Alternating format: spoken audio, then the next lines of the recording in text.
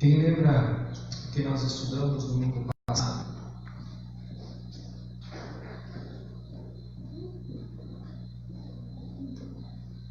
Quem lembra? Sobre colheita, né? Sobre plantio. Não foi plantio de soja, milho e trigo, né? Mas a gente viu que tudo aquilo que o homem semear, isso ele colherá, né? Nós queremos dar sequência neste estudo.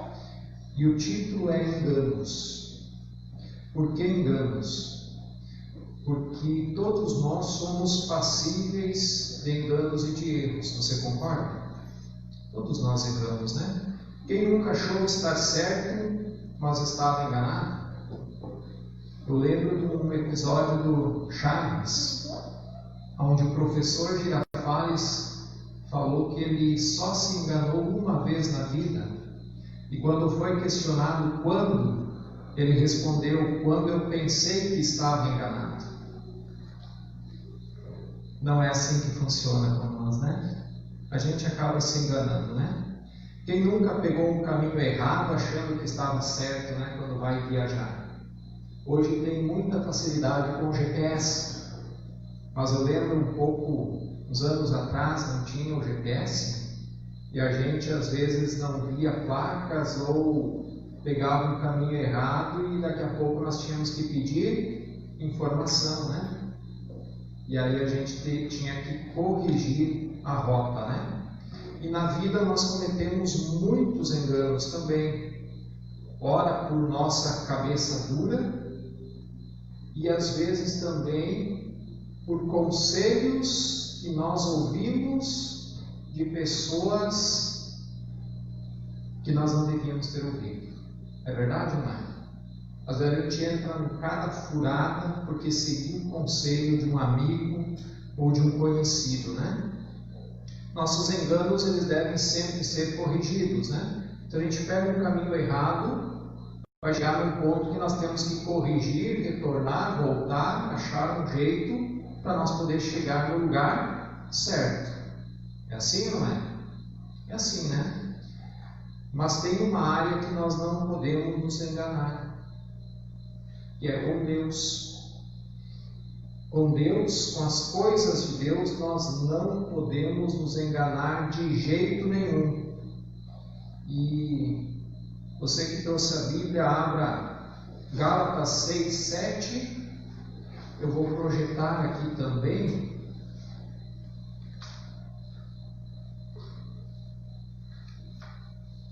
Gálatas 6, 7. E é o versículo que nós estudamos domingo passado.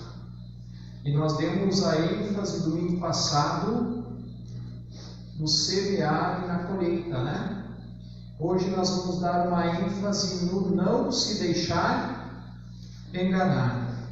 Na verdade, aqui, Paulo escreve aos Gálatas, e escreve esse versículo justamente porque ele não quer que as pessoas cometam enganos.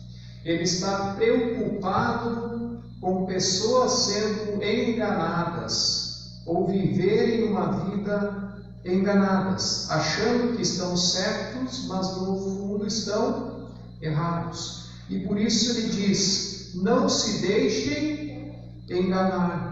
De Deus não se zomba, pois o que o homem semear, isso também colherá. Sobre os enganos com Deus, eles podem causar uma colheita amarga. Por isso que nós não devemos nos enganar com Deus e com as coisas de Deus. E sobre o plantio e a colheita, deixa eu falar uma coisa que eu não falei domingo passado. Eu e você, nós temos o poder de escolha e de decisão até o momento do plantio. Nós podemos escolher a semente e nós podemos plantá-la ou não. Até ali nós temos direito de escolha. Depois de plantado, nós não temos mais esse poder. E aí nós somos obrigados a colher.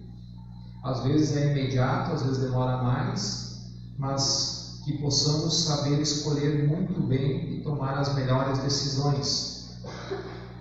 Mas tem uma coisa que não dá para ter margem de erro, né?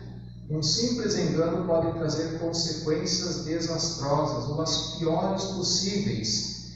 Nós não podemos nos enganar com o inferno, com a salvação. Nós não podemos nos enganar com isso, com a eternidade, porque senão a gente vai colher uma colheita muito triste. Precisamos ter certeza absoluta com esses temas. E em primeiro lugar, eu quero citar aqui que nós devemos deixar todo o que diz o verso, não se deixem enganar. Primeiro nós temos que deixar todo o engano, porque muitas vezes nós vivemos enganados. Olha o que 1 Pedro 2:1 vai falar: deixando, pois, toda a malícia e todo engano e fingimento, invejas e todas as murmurações. E, gente, esses todos são sentimentos complicados para nós. São todos sentimentos que às vezes nós enxergamos muito bem na vida do outro, mas a gente não consegue ver na nossa própria vida. Deixando, pois, toda a malícia. Muitas vezes nós fazemos coisas boas com uma intenção errada, uma segunda intenção, e a gente nem se flagra nisso. É verdade ou não é? E quando vê, a gente já pensou e a gente fez pensando em tomar alguma vantagem com aquilo. Todo o engano. E é difícil a pessoa que vive enganada saber que está enganada, porque ela acha que está certa. E alguém tem que mostrar: olha, você está enganado. E muitas vezes nós brigamos e discutimos com aquelas pessoas que querem nos orientar e estão enxergando isso em nós. Porque é mais fácil a gente enxergar o engano na vida dos outros do que na nossa própria vida. Fingimentos. Quantas pessoas fingem ser aquilo que não são? Na igreja é uma pessoa, fora da igreja é outra. Na rua uma pessoa, dentro de casa é outra. Veste máscaras. No guarda-roupa tem as calças, camisas, blusas e as máscaras. E dependendo do dia onde você vai, você escolhe a máscara para colocar, para vestir. Quantas pessoas talvez estão em pé de guerra em casa, venham no carro discutindo, marido e mulher, com os filhos brigando até a frente da igreja, estaciona ali na igreja, sai com um sorriso: tudo bem, paz do Senhor, como é que está? Ótimo. Sai com um sorriso, você olha assim: que família feliz, que exemplo. Chega dentro do carro e vira uma guerra de novo. Acontece ou não acontece? Ou só eu que sou normal? Só acontece comigo? Muitas vezes aconteceu isso comigo e a Ana. Nós íamos no culto, logo que nós nos convertemos, ia discutindo, eu chegava dentro da igreja, ninguém pode saber de nada, e a gente acaba fingindo, e a gente vive uma vida de fingimento. E Pedro está dizendo para deixar o fingimento, o engano, inveja. Coisa que todo mundo tem, mas eu não tenho, Também é outro sentimento que a gente enxerga muito claro na vida dos outros, mas na nossa vida a gente não enxerga. As murmurações, quanto que a gente reclama da vida, das coisas que Deus nos dá, e a gente reclama, porque a gente olha o que o outro tem, e a gente quer o que o outro tem, e não o que eu tenho. E aí Deus olha e diz assim: eu te dei isso, seja feliz com isso, me honre com isso, porque aquele que me honrar no pouco, sobre o muito eu colocarei. É assim que funciona. Seja fiel no pouco, que Deus vai te colocar no muito. Em vez de sentir inveja do teu irmão, do teu vizinho, do teu parente que conseguiu alguma coisa melhor do que você, fique feliz por ele. Que bom que ele conseguiu. Eu ainda não tenho, mas eu ainda vou chegar lá. Simples. Devemos deixar todo engano. Quantos crentes têm se enganado com uma vida cristã? E aí às vezes a gente brinca, né? Vocês fingem que são cristãos e o pastor finge que acredita, né? E muitas vezes é assim. A gente vive uma vida de fingimento. E no nosso dia a dia, como é que é? Aqui eu leio a Bíblia, aqui eu oro. E a semana toda em casa, nem pego, nem chego perto. Chega no domingo para ir na igreja, começa a procurar onde é que está a Bíblia, onde é que eu deixei, nem lembro onde é que está.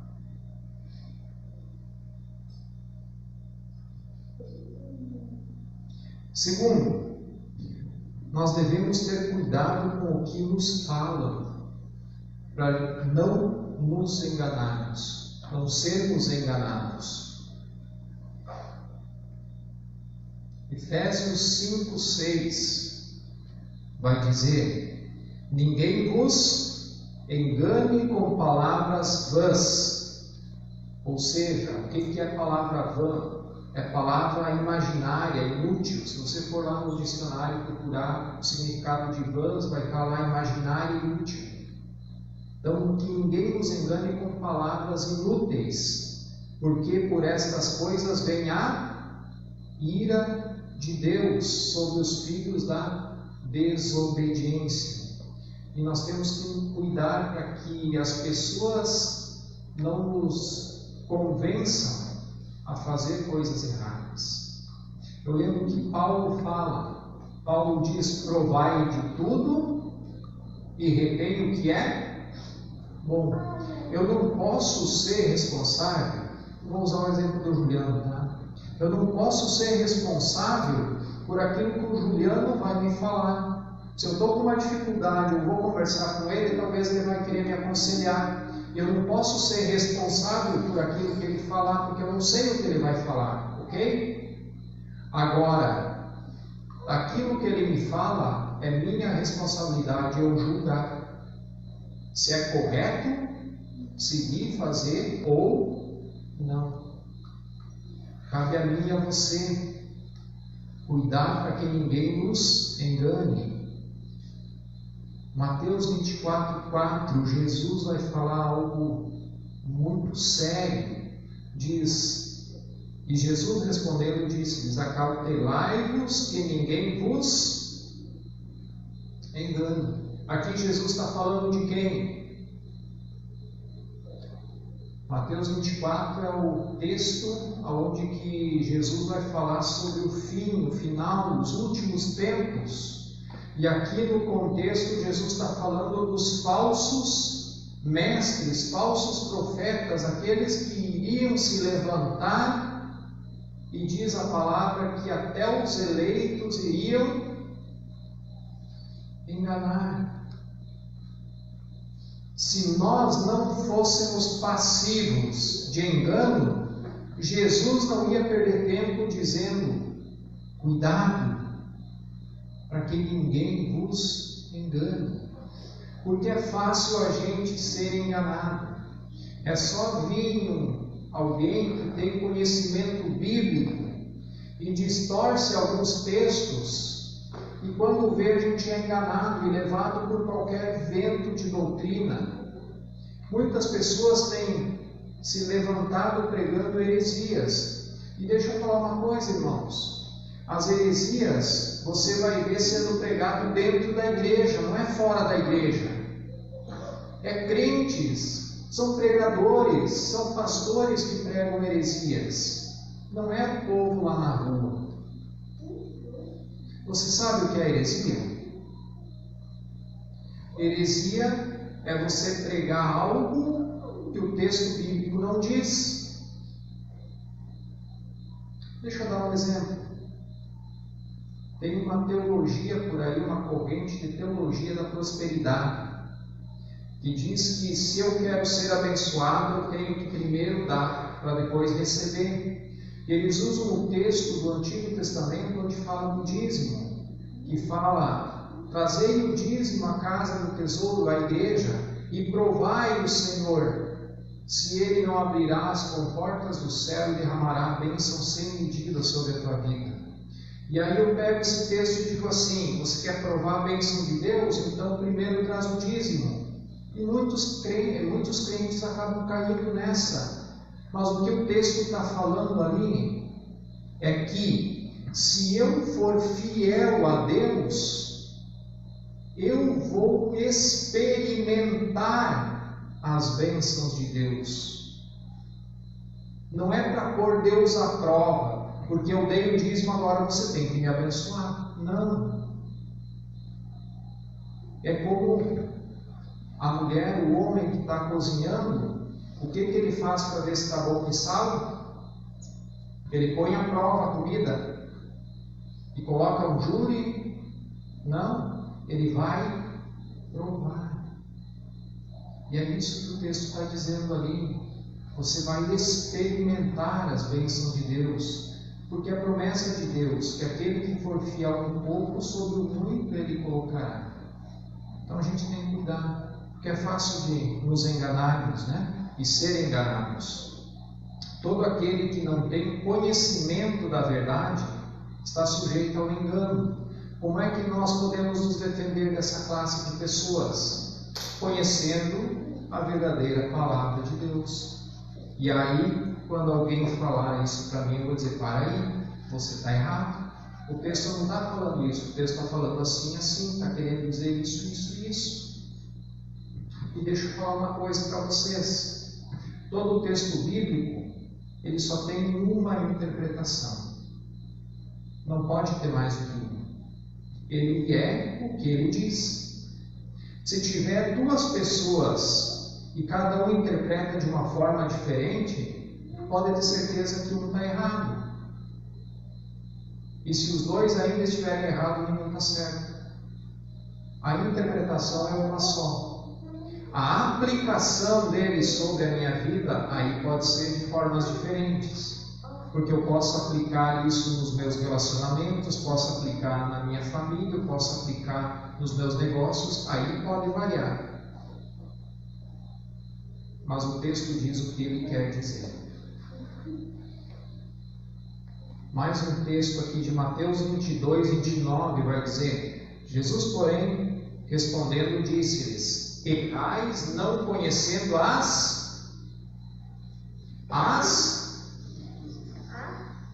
Bíblia, as Escrituras, e nem o poder de Deus. E os crentes erram por não conhecer as Escrituras e o poder de Deus.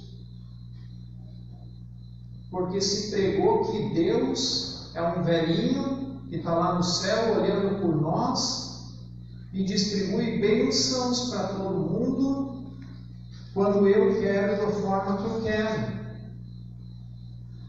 E eu já vi muitos orando, dizendo assim: e eu quero a minha bênção e eu não saio daqui sem a minha bênção. Marcando, hoje vai ser o culto da vitória. Para aí, você manda em Deus? Você que faz a agenda de Deus, que hoje ele tem que dar vitória? Ele é soberano, e nós cantamos isso, né?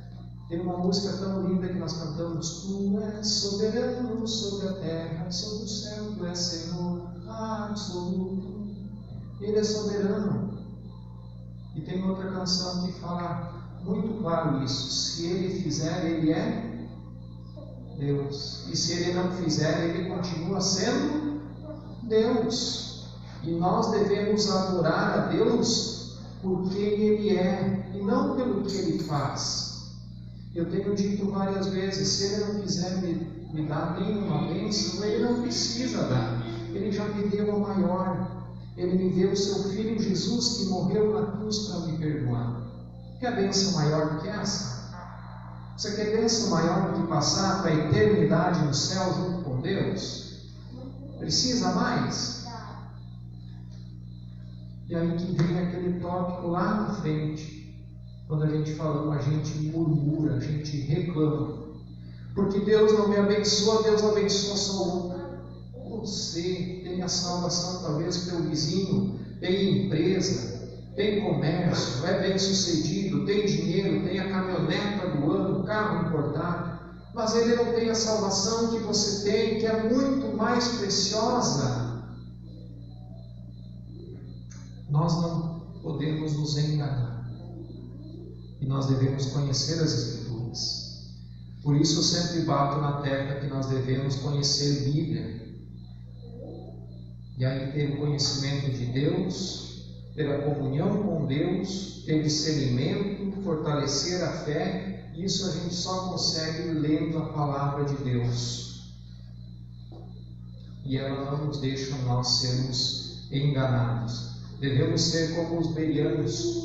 Você lembra desse texto de Atos 17? Diz assim: ora, estes de Bereia foram mais nobres do que os de Tessalônica, porque de bom grado receberam a palavra, fazendo o quê?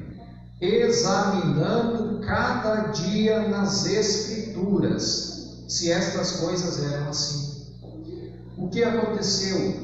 Paulo, os discípulos foram em Bereia, estavam pregando na igreja de Bereia. E os irmãos de Bereia ouviam as palavras deles, e o que faziam? Iam lá nas Escrituras e conferiam, ver se aquilo que estava sendo dito era de fato verdade. E assim nós devemos fazer.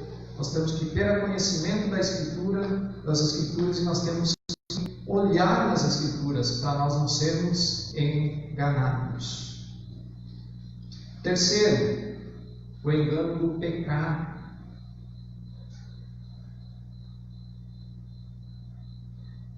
Hebreus 3,13 vai dizer ao contrário: encorajem-se uns aos outros todos os dias, durante o tempo que se chama hoje, de modo que nenhum de vocês seja endurecido pelo engano do pecado. O pecado nos engana e o pecado ofusca a nossa visão. Eu não sei se você já passou por uma situação de sofrimento, aonde que você está talvez orando, você está clamando e as lágrimas vêm, e aquelas lágrimas nos teus olhos impedem a tua visão, ofusca, embaralha. É isso que o pecado faz. Ele faz com que nós não enxergamos as coisas claramente. O pecado é sempre pecado, independente da minha opinião ou da opinião dos outros. Nós temos que ter consciência disso. Muitas pessoas se enganam achando que o pecado dela não é pecado. Afinal de contas, todo mundo faz. A voz do povo é a voz de Deus, e não é assim. Pecado é pecado, e sempre vai ser pecado. Nós temos que entender que quando eu me afasto de Deus, o meu pecado começa a ser normal, ele não incomoda. O pecado ele nos afasta de Deus, e quanto mais longe de Deus eu estou, mais normal fica falar palavrão, mentir, enganar, sonegar impostos e aí por diante. Eu começo a achar desculpas para eles. Mas eu só estou sonegando um pouquinho de imposto, mas também estou roubando lá em cima, né? A gente começa a achar desculpa, porque vai só para o bolso dos políticos, porque a gente paga imposto e não fazem nada. Olha as ruas como é que estão. E a gente acaba achando desculpas para nós pecar, para o nosso pecado. Às vezes a gente procura pessoas para nos apoiar, a gente fala isso para que o outro diga assim: é verdade, aonde eu posso eu também sonego. E aí você diz assim: está vendo? Todo mundo faz isso, eu que não vou ser bobo te pagar. E assim por diante.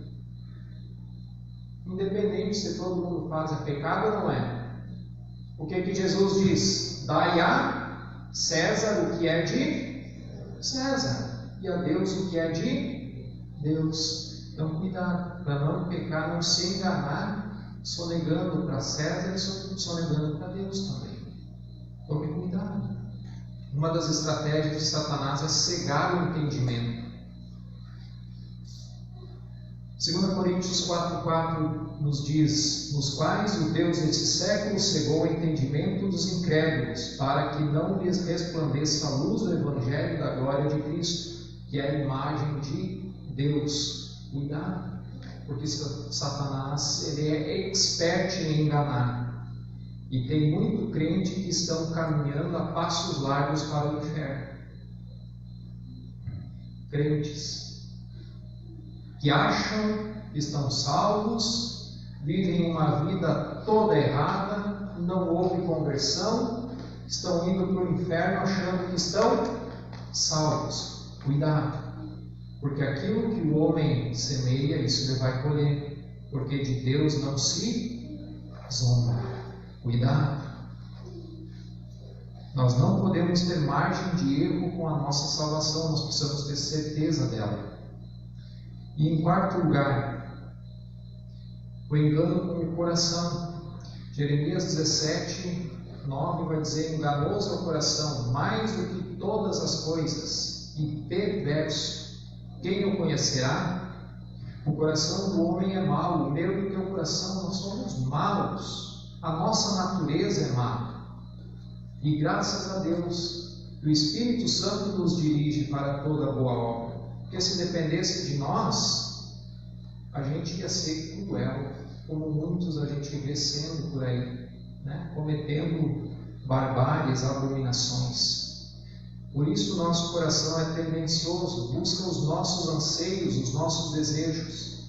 E nós temos que buscar os desejos de Deus. Mateus 12:34 vai dizer: raça de víboras, como podem vocês que são maus dizerem coisas boas? Pois a boca fala do que está cheio o coração. E aqui esse texto, o contexto está dizendo o seguinte: não é só que a gente fala, mas o que a gente vive no nosso dia a dia é aquilo que é o nosso coração. Ninguém consegue se esconder o resto da vida atrás de uma máscara. Um dia a máscara cai e ele revela aquilo que nós verdadeiramente somos. Aliás, tem um lugar que nós não conseguimos vestir máscara. Quando nós estamos na nossa família, em casa nós podemos enganar as pessoas e nos enganar, mas em casa, pergunta para a esposa como é que é o marido, ela vai contar tintim por tintim. Pede para o marido como é que é a esposa. Não engana, não tem como. Dentro de casa nós somos quem nós somos. De acordo com o que a pessoa fala, sabe-se então o que está no seu coração. Em Mateus 6:21, o Sermão do Monte vai dizer que aonde estiver o teu tesouro, ali está o teu coração. Cuidado, para você não se enganar. E que o teu coração esteja no tesouro correto, que é no céu.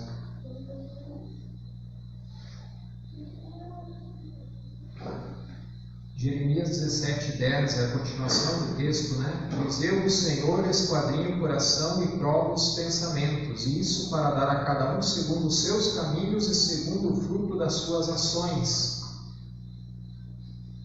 E eu tenho falado várias vezes e repito: Deus não está nem aí para aquilo que a gente faz ou deixa de fazer. Deus olha a intenção do nosso coração quando a gente faz, ou a intenção do nosso coração quando a gente não faz. Porque Ele prova e esquadrinha o pensamento e o coração. Aquilo que o homem semear, isso ele ceifará. Lembra? Gálatas. Deus não está nem aí para aquilo que eu faço. E isso tem que estar bem claro na nossa mente. Porque nós sabemos fazer coisas boas com intenções boas. Concluindo então, devemos deixar todo o engano, devemos ter cuidado com o que nos falam, né? Para não sermos enganados, ter o cuidado com o engano do pecado, ter a certeza da nossa salvação e ter cuidado com o engano com o nosso coração. Aquela história assim, siga o teu coração. Não é bem assim. Tome cuidado, porque o nosso coração é enganoso, é tendencioso. Que Deus nos ajude e nos dê discernimento para que ninguém viva enganado. Amém? Vamos orar mais uma vez? Senhor, queremos te louvar e te agradecer, Senhor, pela tua palavra que é viva e eficaz.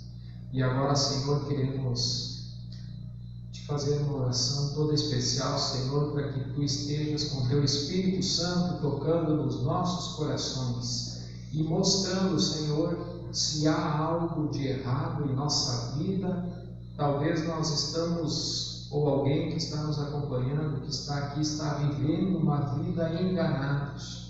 Que tu possas estar mostrando, Senhor, para que possa ser corrigido enquanto é tempo, no dia que se chama hoje. Para que possamos, Senhor, ter a certeza de estar no caminho certo e ter certeza da nossa salvação. Abençoa-nos, Senhor. Em nome de Jesus. Amém e amém.